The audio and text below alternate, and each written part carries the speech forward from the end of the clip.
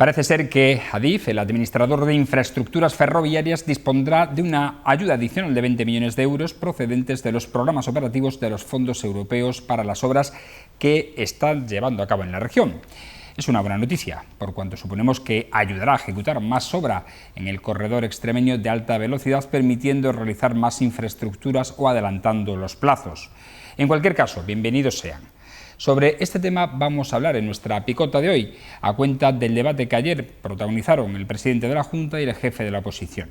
Guillermo Fernández Vara adelantó que el próximo año, 2020, estarán terminadas las obras de este corredor en la comunidad, lo que supondrá que en un plazo no demasiado largo podrían comenzar a transitar los convoyes de pasajeros y mercancías. La luz al final del túnel parece verse, aunque yo al menos he de decir que no tengo claro qué tipo de trenes circularán todavía por esas vías, por nuestras vías, si el presidente se refiere a los trenes diésel que ya tenemos o a los tan deseados eléctricos, porque cabe recordar que la catenaria tiene otros plazos. En cualquier caso, centrándonos en el debate y en la pregunta que José Antonio Monago realizó a Guillermo Fernández Vara sobre la organización de un nuevo acto de reivindicación del Pacto del Ferrocarril, el presidente respondió que eso se tendrá que decidir en el seno de este pacto. Personalmente creo que debería continuarse con esta reivindicación, porque pese a que se están ejecutando las obras conforme a lo previsto, aún no están terminadas. Y por otra parte hay que seguir con esta reivindicación porque aún nos faltan muchas cosas para poder decir que tenemos un tren digno, como un buen Intercity que conecte nuestras ciudades, falta el arreglo de la vía que nos conecte con Sevilla y falta que se proyecten y ejecuten nuevas estaciones en Mérida, Badajoz y Cáceres, tal y como se prometió hace muchos años, entre otros. Hay, por tanto, motivos suficientes para continuar manteniendo la reivindicación por un tren digno este otoño. Buenas noches.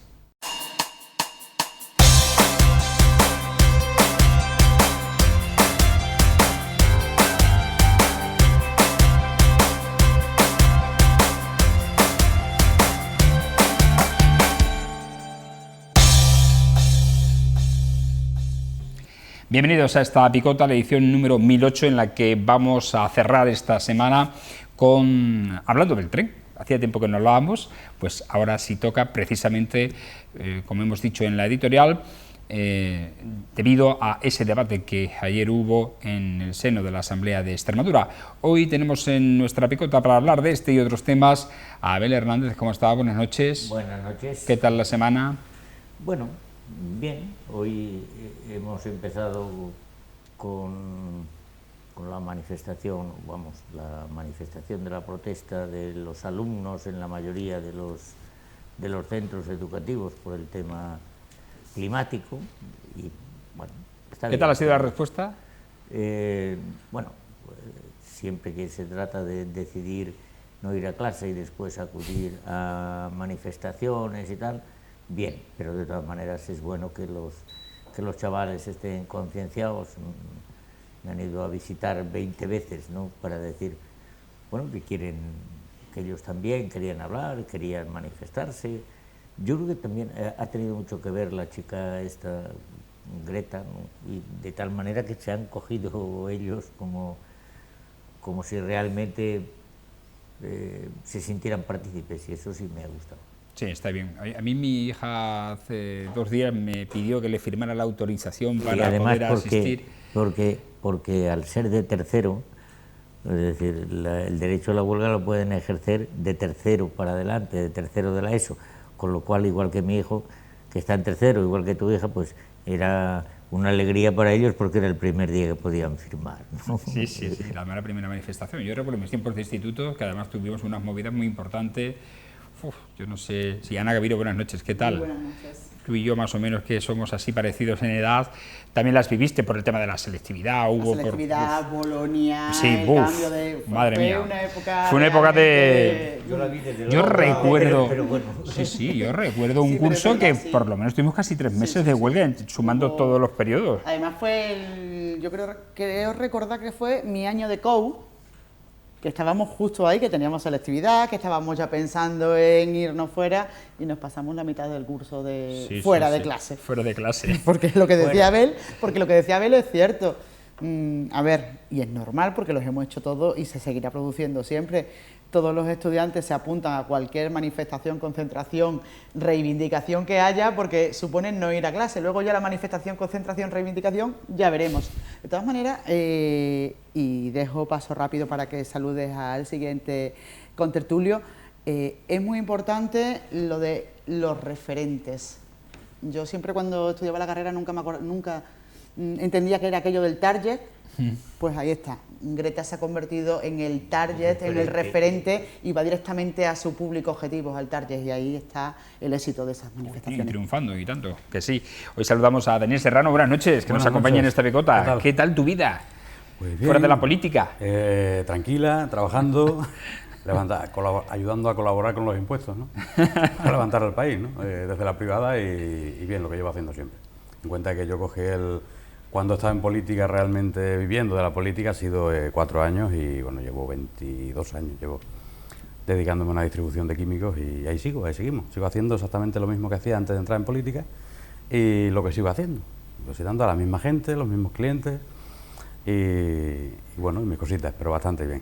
Y hablando del tema de las huelgas, que también yo estuve en un internado en Cáceres y es verdad que eso que luego muchos preguntaban el motivo, ¿no? Pero mañana hay huelga, venga, se apuntaban de golpe y luego... ¿Y hoy de qué es, no?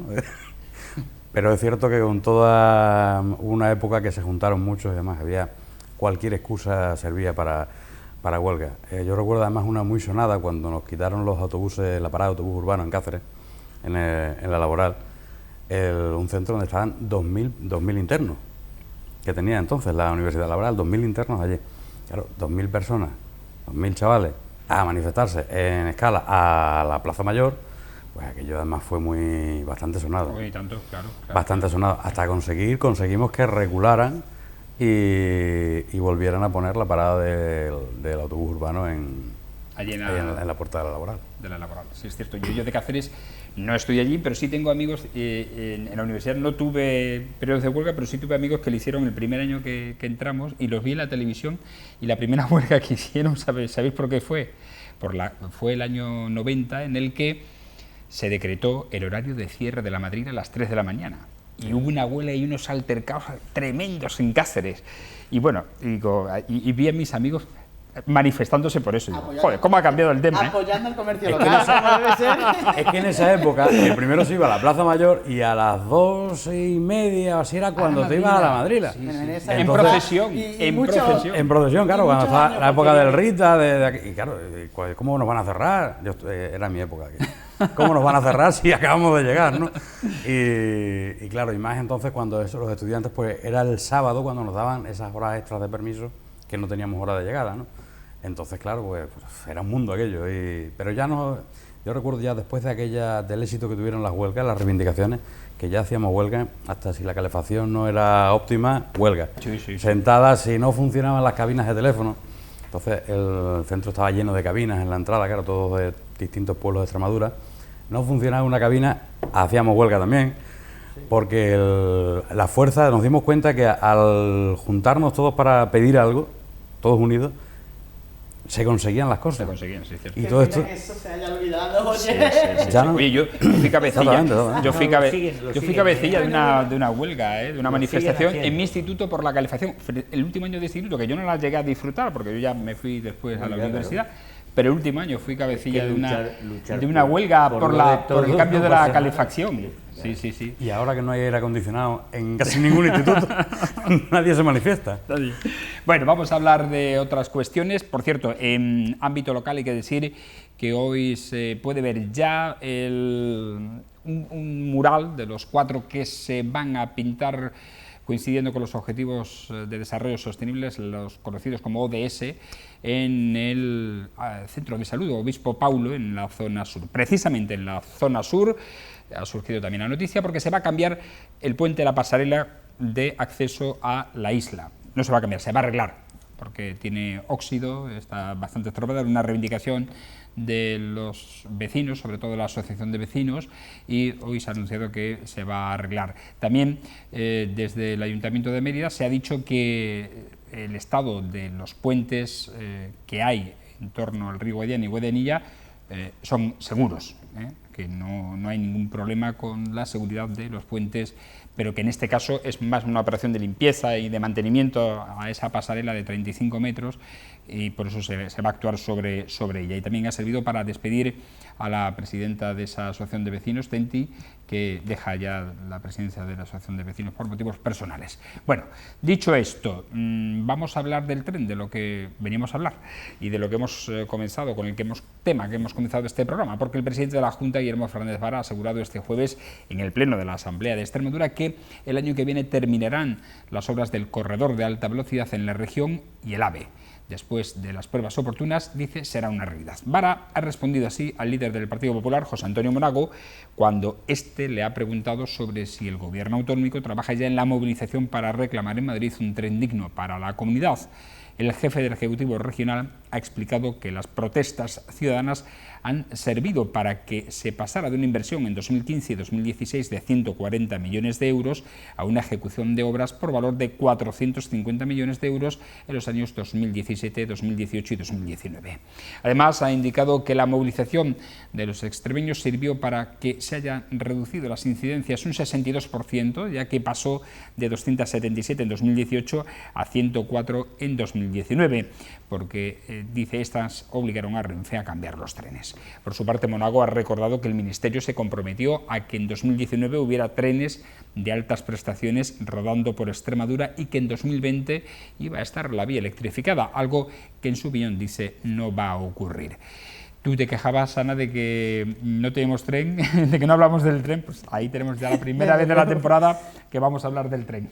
Le hubiera hecho bastante más ilusión a Irene si estuviera con sí, nosotros, que le gusta mucho, le apasiona el tema. Bueno, pues, oye, ¿qué le vamos a hacer? El titular es, en 2020 vamos a tener tren. Bueno, pues no lo creeremos, como nos creímos en su día que en 2010 lo íbamos a tener, como luego nos creímos que lo íbamos a tener en 2012, y que luego nos creímos que lo íbamos a tener en 2017. Si esto es, pues, lo de siempre, por decir, es verdad que lo que se tiene que ver es en los papeles, y el hecho de que se sigan ejecutando, se siga dotando a esa infraestructura de dinero, pues parece que por lo menos no se detienen las obras, siempre va a haber. Lo que pasa que también es verdad que tenemos que comentar que 20 millones de euros para una obra de estas características es el chocolate. Efectivamente, es el caramelo en la puerta de un colegio, y me temo que en este otoño no vamos a avanzar mucho más, porque vamos a seguir sin gobierno, vamos a seguir sin presupuesto y las dotaciones van a ser muy escasas. Si viniera en 2020, pues bienvenido sea, pero tú lo decías, no sabemos qué es lo que viene, si las altas prestaciones altas, velocidad alta, alta velocidad.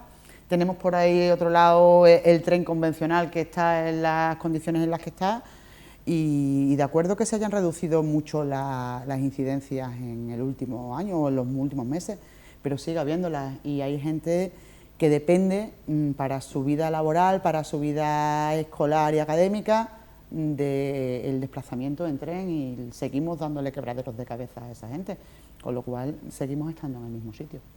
Haremos un esfuerzo, pondremos toda la buena voluntad en creernos que en 2020 será una realidad, que tengamos ese tren funcionando, pero yo me temo que será como en otras ocasiones. Dani, ¿tú qué opinas? Muy similar, porque teniendo en cuenta que no tenemos gobierno, no hay presupuesto, no tenemos, digamos eso, una estabilidad institucional para poder llevar a cabo y ejecutar realmente, pues, esas inversiones que hacen falta para el 2020.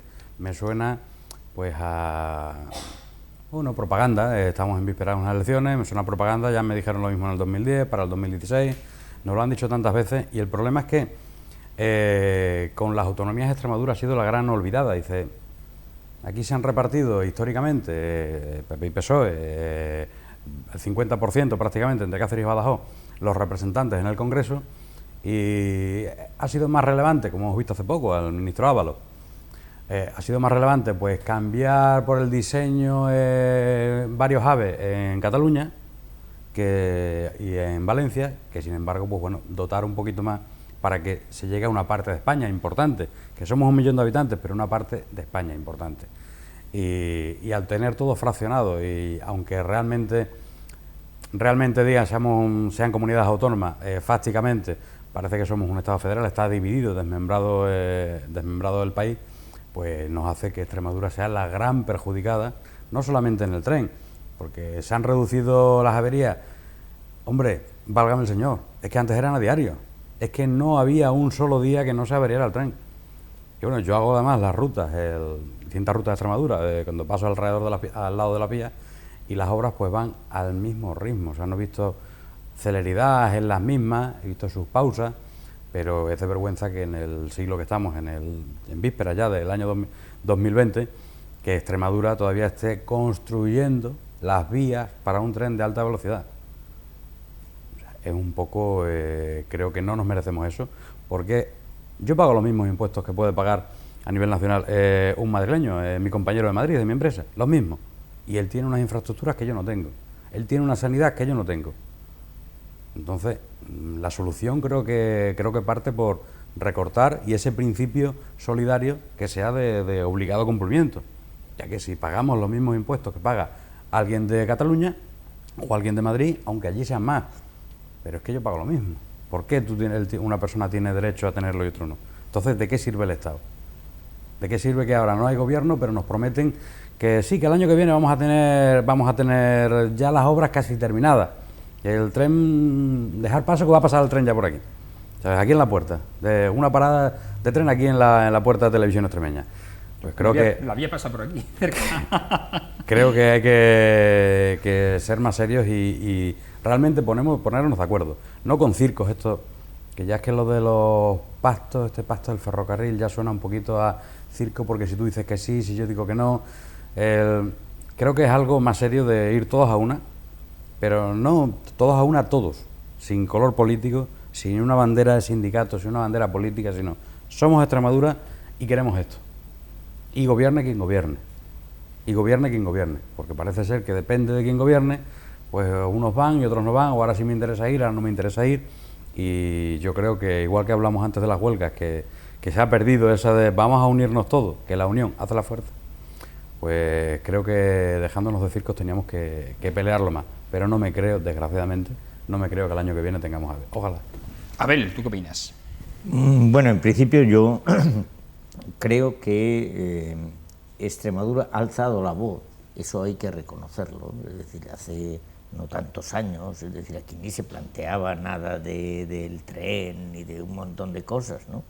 Y eso se ha conseguido, por una parte, por la fe de un pueblo en que cree que tiene que tener los mismos servicios que otros, pero que no hay que dejar de hacerlo.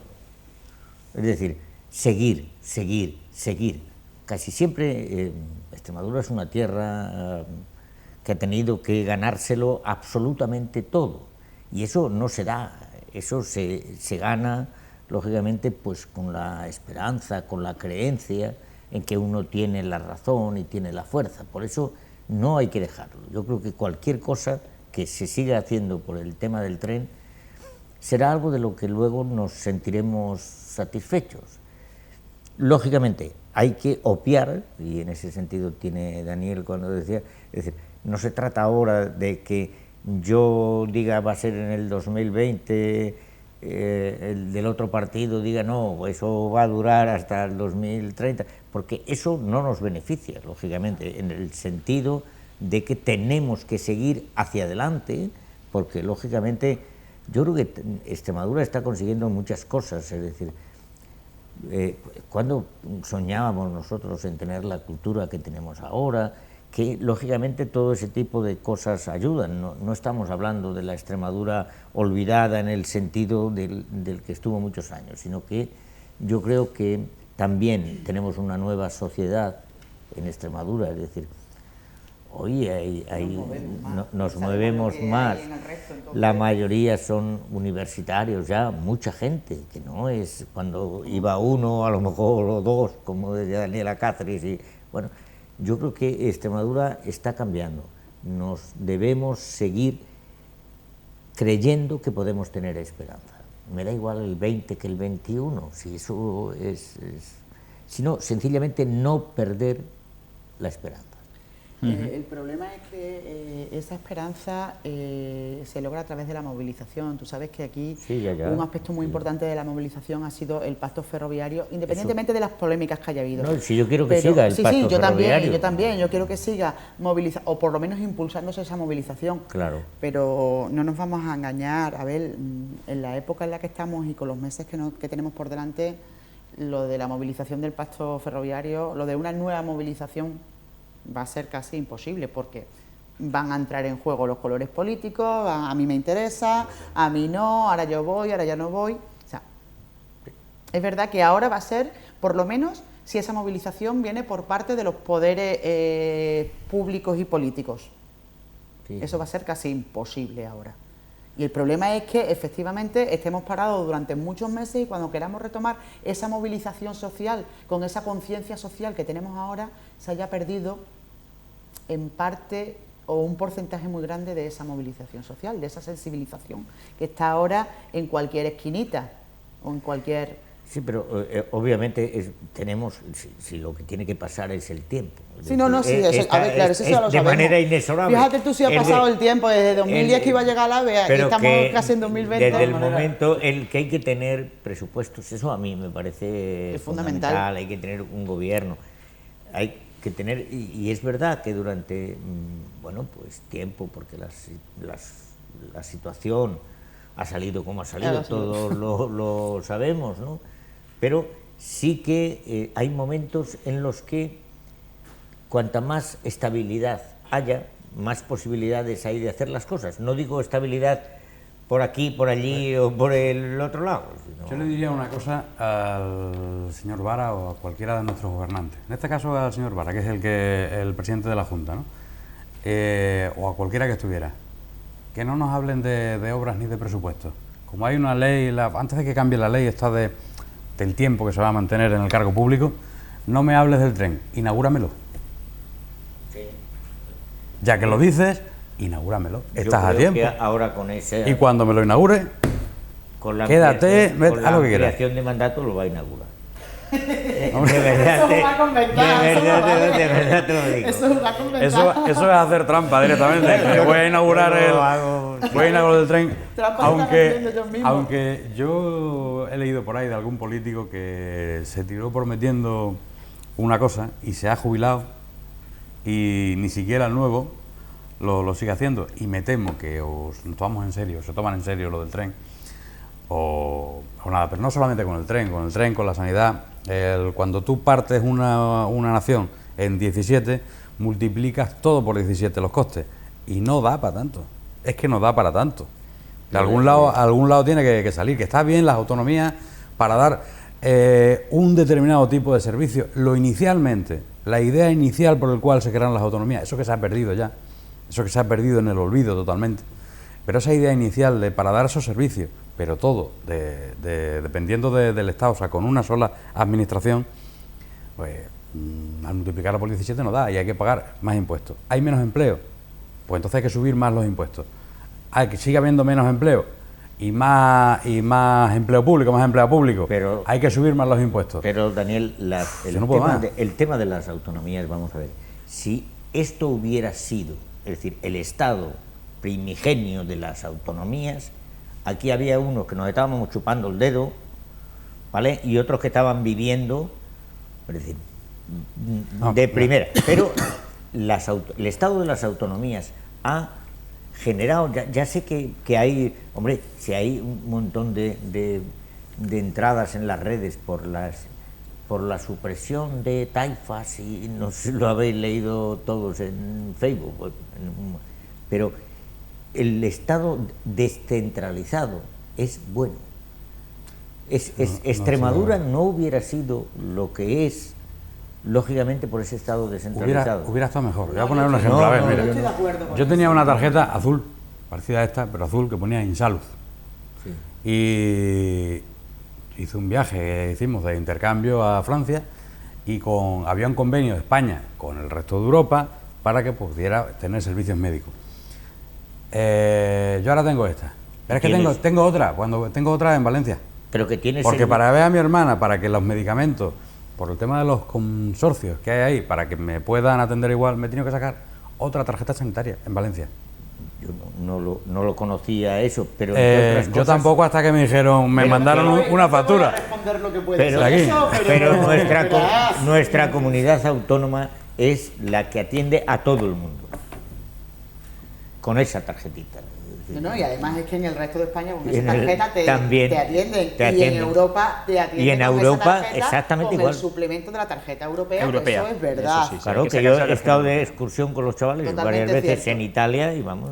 Pero que no yo he tenido creo ningún problema. que lo Bueno, que dice es Daniel- cierto que depende de las comunidades autónomas. Yo Por también eso he estado en digo, Andalucía y he tenido que tratar a la niña y le han tenido que sacar una tarjeta para los días que estuviera allí. Eso, que es una ¿sabes? tarjeta Y los de medicamentos lo tenía que periodicidad. pagar porque no podían, Ah, sí, no es el coste. no se le aplicaba el coste. Realmente del- yo no tengo que pagar un duro por esa nueva tarjeta, ni por esto. No, se me Es- refiero a los medicamentos. Los medicamentos sí. Los medicamentos los tienes que pagar y después presentarlo en tu comunidad, la factura, para que te den la Sí, parte pero es que- proporcional. que eso es así, pero es que eso... Sí es cierto que en eso yo creo que debería centralizarse. Lo de la tarjeta única no implica tampoco mucho más. Sí, ya ¿sabes? se ha comentado. Con las nuevas en tecnologías, el más hacer una tarjeta ocasiones. única. De hecho, se supone que esas tarjetas están preparadas para ser tarjeta Eso, única en el únicas. resto del Estado español. Se supone. Se supone, sí. Se supone que están preparadas para Yo lo he eso. probado y no le funciona. Sí, se supone, pero efectivamente hay comunidades donde no. Hay todavía, hay unas que van. La nuestra va más deprisa en eso, eso es Sí, cierto, sí, sí. en Mucho tecnológicamente. Siempre ¿no? ha sido, además en el tema Por ejemplo, este con de- Madrid no hay problema, de pero con administra- Andalucía sí había problemas. La administración sanitaria Bueno, en ese sentido y siempre ha en sido muy- Cataluña ya ni te cuento. Bueno, ahí ya ni O hablamos. sea que- Que quería comentar, y no quiero que se me quede en el tintero, que el argumento que expone Daniel del tema de las comunidades autónomas, del Estado de la autonomía, yo creo que no es tanto el debate de si está, de la diferencia de las comunidades autónomas, sino que el Estado debería seguir ofreciendo un catálogo básico de servicios para todas las autonomías. O asumir de tener las más principales. Hay un catálogo básico. Si Sí, todo sí. el mundo tiene AVE, o sea, las comunidades autónomas, todo el mundo tiene AVE. Cuando todo el mundo tenga AVE, entonces comenzamos con Claro. otras circunstancias. Todo el mundo tiene Pero servicios. Pero es que ese principio de pero que aquí solidaridad que como- sería Pero lo ideal, ese- Ah, no pero existe. aquí, No como existe. aquí como empezamos con un señor que mandaba y diciendo no, todas las perras se las voy a dar a los vascos y a los catalanes para industrializarlos y a los otros de abajo. Sí, que pero- los- pero antes pues de eso fue- nos eso bastante anterior eso a- nos está costando Eso fue bastante recuperarlo anterior al mucho Estado de la tiempo, autonomía, pero- mucho tiempo. Y gracias a Dios, o a quien sea, que lógicamente se han hecho muchas cosas. Y, No, eso os es habla- indiscutible. Eso no se gente, puede o yo, por ejemplo, que vengo de Salamanca, de otra comunidad autónoma, ¿no? Y llevo aquí, bueno, pues 36 años, mi vida entera, ¿no? Pero sí que he visto los cambios que se han hecho a base del trabajo de los extremeños, fundamentalmente. A ver, muy de acuerdo, pero pese a todos esos cambios que ha cambiado, pero brutalmente en los últimos 20 años, brutalmente Extremadura, el resto de comunidades, o sea, nos ha pegado unas pasadas. Bueno, Nos ha pegado Pero unas eso lo ha pasadas. pasado históricamente, En alguna- Daniel, en eso- algunas Pero cosas. ¿por qué nos tenemos que conformar con poco, pero con nadie menos? nadie está diciendo que seamos conformistas. Lo que hay que tener muy claro es que tenemos que correr 4 veces más que el resto para ponernos a su altura, y tenemos que gritar 4 veces más que el resto para ponernos a su altura, porque tenemos una desventaja histórica, pero histórica no de los últimos 20 años, sino del último siglo o antes. Paguemos 4 El último veces menos siglo. impuestos entonces que alguien de Madrid, que ellos. Sí, sí. ¿Por qué? Pero es que entonces no 4 veces Lo de más? los Los impuestos, si no impuestos, se pagan, no hay no hay perra nada, es para, que- para Claro. tirar para adelante. Eso de que el dinero no es de nadie tampoco es cierto. El dinero lo tenemos que aportar entre todos, Claro. y si no lo aportamos, pues bueno, gana. Pongo ejemplos de familiares que tengo en Madrid y en Valencia. Ellos tienen una infraestructura de transportes, nada que ver con con el transporte La- extremeño. Las carreteras en Valencia también dejan mucho que desear. Yo Sí, pero mucho. últimamente ya le pongo ruedas de segunda mano a mi coche por el estado de las carreteras. Son ya bastante Pues, Dani, reventones. pero- Tú trabajas en eso, pero yo tengo un amigo que tiene una empresa de transporte público, en este caso son coches con conductor, y se recorre toda España y parte de Francia, Portugal, Italia, y muchas veces, no ni una ni dos, muchas veces nos ha referido que el estado de las carreteras en Extremadura no tiene absolutamente nada que ver con es el buenísimo, resto sí. de las carreteras del país. Las carreteras que dependen de la administración Sí, autonómica. regional y provincial, ¿eh? Tuvimos un momento... Yo no lo sé. Tuvimos Yo una- me muevo por Sí, sí, carretera lo en necesario. He tenido la en un oportunidad, caso- efectivamente, pero de... En Castilla y tuvimos León un momento- Y Castilla y León es se horroroso. sí, sí. se quejan Las carreteras de secundarias. lo bien que estamos los Sí, sí, sí, extremeños y de lo sí, mal que sí. están ellos. Tuvimos un momento en el que fuimos pioneros. Además, recuerdo la carretera de la de Ciudad Real. Pasabas hasta Herrera del Duque, es una carretera que estaba muy bien, toda recta, bien asfaltada, todo. Pasabas a Herrera del Duque y aquello tenías que ir a 30. O sea, de la cantidad de no baches, socavones que había. Pero eso se ha revertido y nuestra carretera sigue exactamente igual y ahora han sido los que nos han adelantado. La autovía de Cádiz, de Sevilla a Cádiz, que me acuerdo fue de las primeras que era una auténtica maravilla, pues sigue siendo la maravilla de hace 15 años. Más o más. Pero con peaje. Ha cumplido 25 años ahora la concesión. Pero con peaje, ¿no? Entonces, y que sí, que hay algunas que superamos, otras no, pero es cierto que en nuestras carreteras nos hemos estancado. Empezamos muy bien, empezó esa ilusión muy bien, igual que cuando la idea inicial de lo del tren muy bien, y después empezamos a... No, es que estoy de acuerdo contigo, pero como tú eres verde o tú eres azul y yo soy colorado y el otro es amarillo, pues no voy a ir a esto o no quiero que me vean contigo. Y al final pues la casa sin barrer, como pasa con... Ahora ya no se manifiestan los chavales porque no haya aire acondicionado o calefacción en un centro. En nuestra época, sentada todos ahí, todos en la entrada. ¿Cómo no? ¿Cómo no vamos a tener ese Pero derecho? no por aire acondicionado. En aquellos tiempos no... Era porque tuviera que cerrar la cafetería entre las clases. Claro. También es verdad que los institutos ahora están mejor que hace 30 años, cuando estábamos nosotros, ¿no? Entonces, eso también ha mejorado. Bueno, pero Algunos hablando igual, de ¿eh? crisis, es verdad que ha habido también por medio una crisis tremenda y que todavía, hay comunidades como esta en la que no se ha notado esa recuperación, que en otras comunidades sí se ha notado cuando ya nos están hablando de otra posible recesión. Y tenemos algunos indicadores que apuntan hacia ahí. Por ejemplo, un dato, el social, que es importante apuntarlo. Alrededor de 216 personas sin techo se alojaron diariamente de media y durante 2018 en centros extremeños destinados a acoger a personas sin hogar, lo que supone un aumento del 45,9% respecto a 2016, según una encuesta realizada por el Instituto Nacional de Estadística.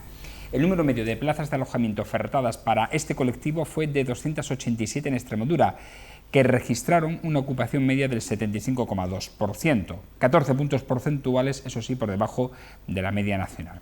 Los centros que ofrecen servicios de restauración a personas sin hogar en Extremadura sirvieron de media cada día 754 servicios. En Extremadura, el 11,1% de los centros eran de titularidad pública, aunque el 88,9% estaba financiado total o mayoritariamente por la Administración. A nivel estatal, estos porcentajes fueron del 24% y del 82,4% respectivamente. Pero ponemos el acento en ese asunto, en el incremento de los usuarios sin hogar de estos tipos de centros asistenciales. Abel. A mí me llama la atención poderosamente el hecho de la solidaridad de esta tierra. Extremadura es tremendamente solidaria y muestra es que, lógicamente, estamos por encima de la media nacional en atención a personas con problemas. Eso, lógicamente, debe enorgullecernos y debe de hacerle ver al país, a un país que en época de crisis vea que algunos de los pueblos, para ellos más pobres como Extremadura, sean los más solidarios. Yo es lo que, digamos, me siento orgulloso de esta tierra. Yo estoy de acuerdo totalmente con lo que dice. Desgraciadamente, o por suerte además digo por suerte por ser extremeño, ¿no? Nosotros, Extremadura es de las tierras más solidarias con respecto al resto de España, ¿no? Nos volcamos por cualquier cosa, no solamente nuestra, sino cualquier cosa ajena. Pero sí me duele que realmente haya este incremento, precisamente en Extremadura. Igual que me duele que ahora pase esto, pero hace unos años también, casualmente, las casualidades, en época electoral, se declarara Extremadura libre de desahucio, como podéis ver en hemeroteca, que lo anunció el señor Vara. Incluso aquí se votó una moción que llevó Podemos y fue apoyada también por el Partido Socialista y Podemos, Es decir, Mérida libre de desahucio, para que nadie se quedara sin hogar. Entonces, no cuadra, si los gobernantes no han cambiado. Los gobernantes no han cambiado. ¿Por qué permitir la administración si dijo, se comprometió, lo llevó directamente, se abanderó, dándose golpes en el pecho? Aquí esto no va a pasar en Extremadura. Y está todo controlado. Y resulta que vemos como que es una cifra alarmante, estamos hablando de un 46% de subida. No, pero desahucios tantos han bajado mucho. De personas sin hogar, o alguien que se queda sin hogar es porque o le han echado o se ha quedado. No, es que bueno, te pueden desahuciar obligadamente. Yo creo que los que van a los comedores sociales, es decir, este tipo de cosas, no son personas desahuciadas, no, generalmente. Hay de todo. Generalmente son personas que tienen otro tipo de problemas. Claro. Y en este caso, además, conozco el tema. Lo que habéis dicho los dos tiene mucho que ver. El efecto llamada de la solidaridad extremeña tiene mucho que ver. En estas cifras. Hay mucha gente de otras comunidades autónomas, bien, sin techo y tal, que se vienen o sea, porque además es que esto funciona como funciona. Tú vas a pedir asistencia a un centro de este tipo y la asistencia es desde te dan de comer, te dan ropa, te dan un lugar donde puedas asearte, pero también te ofrecen, ¿quieres irte a algún sitio? O sea, ¿quieres entrar en un programa de empleo o quieres desplazarte a otro lugar? Sí, me desplazo a otro lugar y te pagan el billete. ¿Vale? Y ese efecto llamada se está produciendo también, ¿eh? También Hay que tenerlo en cuenta. El efecto llamada que se hizo de la repoblación de muchas poblaciones, muchos pueblos extremeños, que se están quedando, y alcaldes de esos pequeños pueblos para repoblar, que se siguen manteniendo, curiosamente, alcaldes, o sea, alcaldías con pueblos de 40 habitantes, en Extremadura. Pero pueblos que pueden ser como trujillanos de tamaño, pero que prácticamente abandonados. Y llaman, tienen presupuesto, porque claro, la gente que se ha abandonado sigue pagando por aquella casa. Pero mira, por ejemplo, a lo que me refiero, a ese efecto llamada de otras comunidades que dicen, oye, le han dicho, dice, en Extremadura hay muchos pueblos que se están quedando vacíos, pues me voy a trabajar al campo. Pero donde primero pasan es por estos centros asistenciales. Pero sí me quedo con el tema de lo que alguien de la ayuda a los sin techo. O sea, que el 46%, que haya 46, una subida de un 46% de sin techo. Es una cifra importante. Es grave, no importante, ya, grave. Gravísima, y creo que la administración debería actuar de inmediato. Bueno, tenemos que hablar de política, tenemos que hablar del barómetro del CIS del mes de septiembre, porque ya hay una nueva encuesta, también de encuestas privadas de diarios nacionales, que incluso meten ya la variable de la nueva formación que va a concurrir a los próximos comicios del 10 de noviembre. Estamos hablando de Más País de Íñigo Errejón, pero nos vamos a quedar en principio con la encuesta del CIS, porque según este sondeo el PSOE subiría hasta el 34,2% de los votos desde el 28,7% que obtuvo en las elecciones del mes de abril, el PP pasaría del 16,7% al 17,1%, Unidas Podemos subiría del 14,3 al 15,5, Ciudadanos bajaría del 15,9 al 12,9, bajaría 3 puntos, Vox del 10,3 al 7,5, bueno, y otros partidos como Esquerra Republicana del 3,9 al 3,7 bajaría también su tendencia. Como decimos, hay otras encuestas, también otros sondeos de diarios en los que ya con la variable, concretamente la de GAT3 para ABC, que mete la variable de Más País, en el que señala que el PSOE perdería 2 diputados con respecto a lo que tiene ahora, ya que Íñigo Errejón obtendría 9 diputados, el Partido Popular obtendría 31 diputados más de los que tiene, y Ciudadanos se pegaría un batacazo de 25 diputados menos con respecto a las elecciones de hace aproximadamente 6 meses. Vox bajaría, según ese sondeo, 3 diputados. Pero nos vamos a quedar también con otra parte analítica que nos da la encuesta del CIS, y es que la expresión que tienen los españoles, los encuestados, sobre la realidad actual, económica o política. El porcentaje de los encuestados que cita a los políticos como uno de los principales problemas ha subido hasta el 45,3%, 7 puntos en apenas 2 meses. El paro supone la principal preocupación para la mayoría de los españoles, de acuerdo con la encuesta, y alcanza un 36,2% frente a un 21,7% que señala a los políticos, los partidos y la política como principal problema. La corrupción y el fraude es el mayor problema que existe en España para el 7,7% de los encuestados. Abel. Mi análisis es el siguiente. Está claro que la irrupción como partido para presentarse a las elecciones generales, viendo con quién, ¿no?, se presente en cada circunscripción del partido de Rejón, que llama la atención, ¿no?, porque ha metido un dedo en la llaga llamando a su partido Más País, que bueno, eso nos suena a todos, Más España, Suma España, todas esas cosas. Es decir, el que él le haya llamado Más País, pues tiene su incidencia. Yo creo que además es un partido, por lo que no he leído el programa, pero por lo que ha indicado, pues está en la línea de un partido o de un gobierno progresista, ¿no?, en España. Eso es lo que se entiende.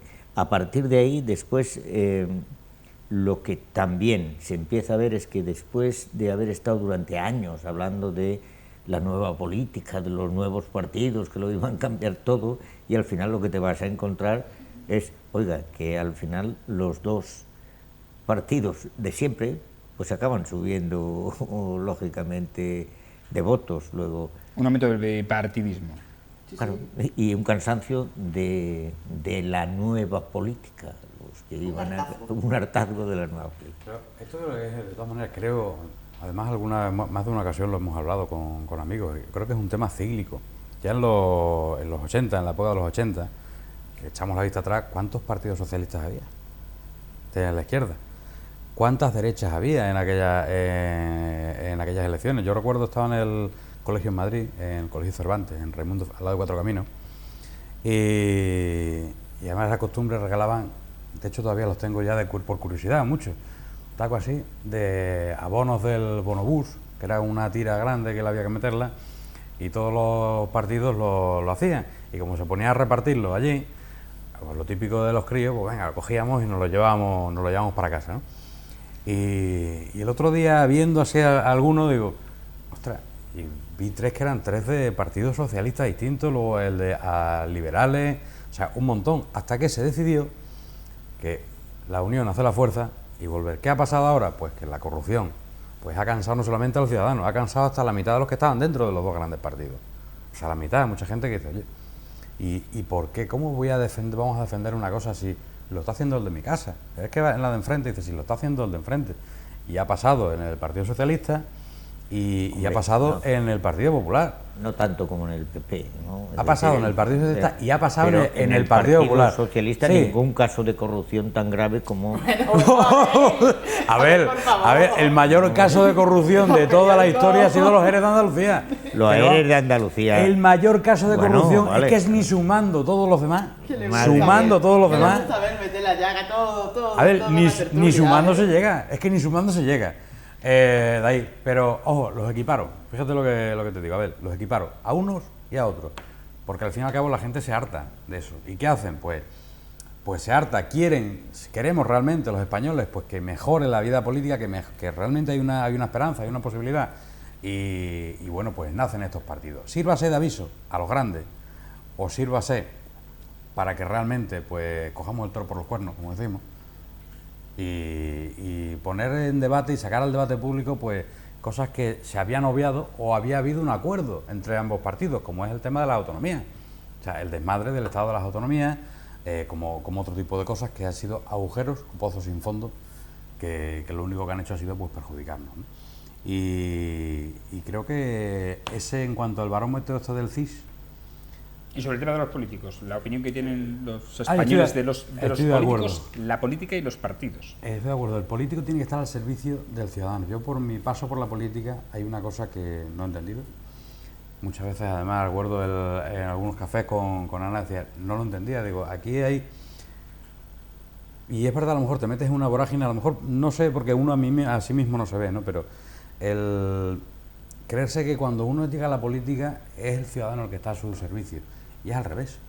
O sea, si a ti te llama un vecino a la hora que sea, porque tiene un problema, te guste o no te guste, podrás ayudarle o no, y si te insultan, pues te aguantas. Y te pagan para eso. Si te aguantas, pues te aguantas. Yo he ido una vez al mercadillo y de buenas a primeras estoy comprando unas telas estas para los romanos, y de buenas a primeras un señor me dice, ¡chorizo! Y digo, ¿yo qué le he hecho a este hombre? Y yo no estaba, dice, es que es político. Bueno, ni tanto ni tan grave, pero la gente se tiene que desahogar. El político está al servicio del ciudadano. Y no para ese tema, pero si alguien tiene un bache o un problema con los contenedores de basura, cualquier problemilla, hay que estar ahí. Lo que no puede ser es, no, ya te llamarán o ve a verme, eso ya a otras escalas, pues al final sufre este hartazgo que tiene la gente de los políticos y que nazcan partidos pues que realmente digan, vamos a coger el toro por los cuernos. Yo creo que el principal problema es que ahora, desde hace unos años para acá, no se llega a la política, o un político no se hace político por vocación.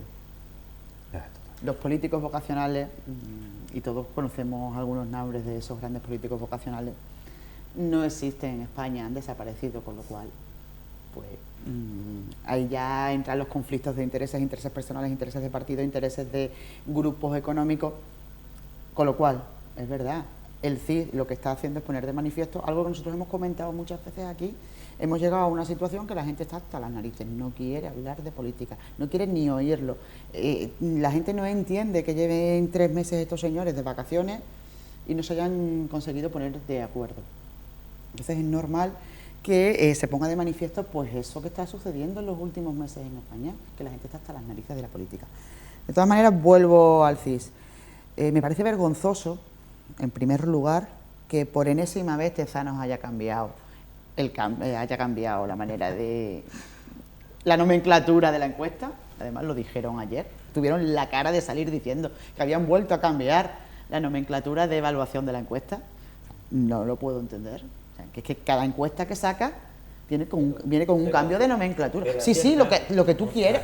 A ver, pero lo que tú quieras, a ver, pero es que eso no puede ser, eso no es serio. Y lo que es menos serio aún es que de nuevo una empresa privada adelante por la derecha a un organismo público que estamos pagando todos los españoles. Para mí es inconcebible que el mismo día que sale una encuesta de una empresa privada con una opción que se acaba de presentar hace 3 días, el CIS saque una encuesta. De Michavila, sí. Vale, pero es que me da igual. Si Michavila puede hacer una encuesta con un partido político que se ha presentado antes de ayer, ¿por qué no lo puede hacer el CIS? Y presenta una encuesta que tiene hecha desde hace 15 o 20 o 25 días. O sea, a mí eso me parece una verdadera disfunción en este país. Hombre, a mí me parece una disfunción. Yo no sé qué pensáis vosotros, pero es que a mí me resulta realmente sorprendente. O sea, aquí los que trabajan total de funciones. Me copian las personas que trabajan en la empresa privada son los que de verdad trabajan. Los periódicos privados con sus editoriales y tal van a tener, es decir, vamos, es que a ver, perdona, Abel, me parece tan serio el CIS como el GAT3. Me parece exactamente igual de serio. O sea, ninguno de los dos tiene ninguna seriedad. El CIS está demostrando muy poca seriedad cuando presenta una encuesta que, si tienes la irrupción de un partido político desde hace 3 días, sabes que ya es una encuesta que no vale absolutamente para nada. No la saques a los medios de comunicación. Ten por lo menos ese poquito de vergüenza torera. Es mi opinión. Con lo cual, no voy a hacer ningún análisis sobre los resultados del CIS. El único que me interesa, que me podría interesar, es el que ya comentábamos la semana pasada aquí, la vuelta al bipartidismo, que es lo que nos está diciendo esa encuesta. Los 2 partidos políticos hegemónicos en España de toda la vida de Dios moderna son los que vuelven a subir. Es la tendencia, ¿no? Lo que marcan todas las encuestas hasta ahora que hemos conocido es la tendencia del incremento del bipartidismo y la bajada de los nuevos partidos. Pues creo que eso se va a volver a romper. Aunque era la tendencia. ¿Antes del 10N? Era la tendencia. Hasta las últimas elecciones fue esa tendencia de lo que se había disuelto. Volver otra vez, va a volver a disgregarse. Y hay un detalle, fue con aquello que se hizo viral, ese mensaje del 1 más 1, ¿sabes? Que era simplemente para disgregar el voto de otra parte. Se acertaron, fueron resultados, o sea, el de Masterchef electoral, el señor este del Masterchef electoral, el Tezano, acertó, pero porque habían cocinado previamente una estrategia. Y ahora ya la gente se ha dado cuenta de que no hay, y sin embargo ese resultado, el resultado que está dando es muy similar en la tendencia, se está basando en la tendencia anterior, precisamente además con la irrupción de un nuevo partido, en el cual pues la ha obviado, o sea, directamente hay un nuevo partido que divide a Podemos y le da que no, que Podemos sube. O sea, es un poco como que eso lo pagamos todos los españoles, es que es dinero público, ¿sabes? Que pagamos entre todos. Ahí Ana tiene, lo ha dicho, la clave es una encuesta de hace 20 o 25 días. Una falta de respeto. El trabajo de campo se hizo hace 25 no días. La saque, no la hagas pública. Es que si una empresa privada, yo lo entiendo, si una empresa privada puede hacer una encuesta en una semana o en 3 días, ¿por qué no la puedes hacer tú? ¿Por qué no la puedes hacer tú? Pero con más medios. Salga, con muchos más medios, es que no tiene absolutamente nada que ver. La tendencia a volver, y ahora os voy a dar un dato con lo último que ha pasado, que la gente ha molestado y no a lo que toque, es con el desenterramiento, la sumación de la tumba de un hombre que lleva allí 40 años, que no estará, ya hablaremos la semana que estará viene. ni allí, y dice la gente, dice, y no hay baches, y no hay problemas en este país, se ha acabado el paro, se ha acabado todo, ahora vamos a emplear todos los recursos, el único problema de España, de este país, es que vamos a desenterrar a un hombre. Déjala. Pero por eso no sale en el CIS de Tezano como uno de los principales problemas de los españoles. Es raro. Porque eso es una cosa también de hace 10 días para acá, desde cuando estaban las elecciones, y entonces nos habíamos olvidado. Nos vamos. Nos vamos, señores, no hay tiempo para más. Agradecer a nuestros picoteros su análisis, gracias a Dani Serrano. Muchísimas gracias. Gracias a Ana Gaviro y gracias a Abel Hernández. Y a ustedes agradecerles como siempre su atención, instándoles a que nos sigan en las redes sociales, Facebook, Twitter, YouTube e Instagram. Y también emplazarles a la picota del próximo lunes. Estaremos por medio un fin de semana con el veranillo de San Miguel, que va a hacer calorcito, así que disfrútenlo en la calle, si puede ser, claro, y con los conciertos que va a llenar Mérida de Manuel Carrasco el sábado y de Rafael también, que estará lleno en el Teatro Romano el domingo. Hasta entonces, hasta ese lunes, disfruten mucho del fin de semana y sobre todo sean felices. Buenas noches.